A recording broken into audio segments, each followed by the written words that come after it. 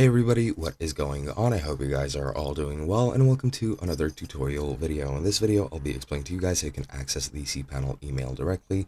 So let's get right into it. Now, you can do this through cPanel. You just need to go and locate the webmail section, and then you can click on emails or just email and then go to the webmail section. However, you can also do it directly through the use of your URL. So let's get right into it. Now, you can do this by either using your server's domain address, or you can use your server's IP address. Both will take you to the same place, and the only difference is that you just need to use a different port. As you'll see, you can access cPanel and the WHM through ports as well. For cPanel, it's 2083, and for WHM, it's 2087.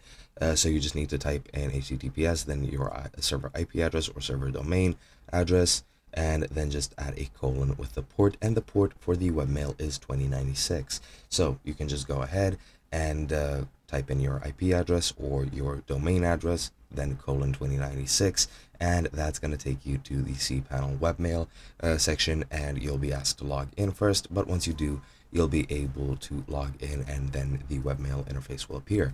And that's pretty much all you need to do. It is as simple as that. Really, there is no complication. The only direct way that you can access webmail is through the use of these ports, which of course, if you have your server up and running, that should be no problem. And that is pretty much it.